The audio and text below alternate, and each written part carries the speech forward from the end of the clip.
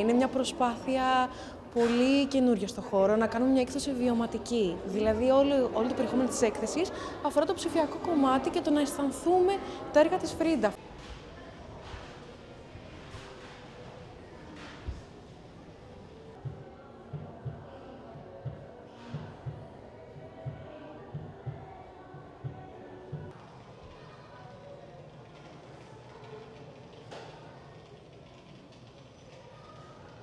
Η Φρίντα Κάλο, ο λόγος που έχει τόσο ισχυρή απήχηση μέχρι και σήμερα είναι φυσικά γιατί είναι μια γυναίκα πάρα πολύ δυναμική. Είναι μια γυναίκα που άφησε το στίγμα της στον χώρο της τέχνης και στην ιστορία γενικότερα και πως κατάφερε με κάθε τρόπο αυτό να το εκφράσει. Με τα έργα της, με το λόγο της, με την παρουσία της στην κοινότητα, άφησε σίγουρα το στίγμα της. Άρα νομίζω ότι κάθε γυναίκα, κάθε εποχής μπορεί να ταυτιστεί με τη Φρίντα Κάλο και την αγάπη της για ζωή.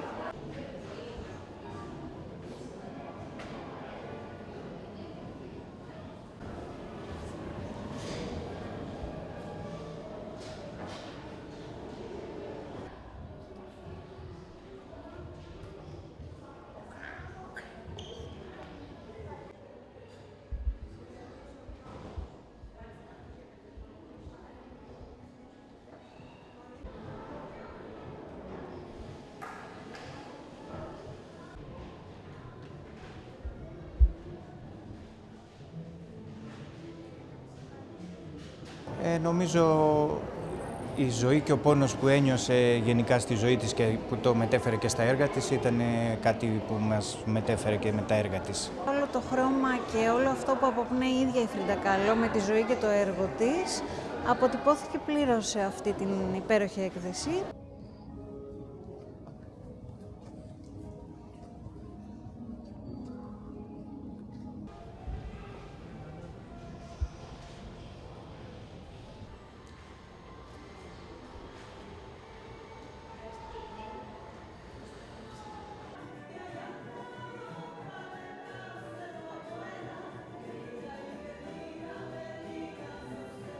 Για μένα το 3D ήταν το καλύτερο. Ναι, πραγματικά εντυπωσιακό.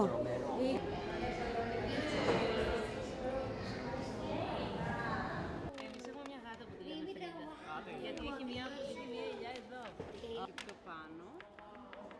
Αλλά να ξέρεις, μου λέει, εμάς επειδή έρχονται και τα λένε στη μαμά μου εκεί, επειδή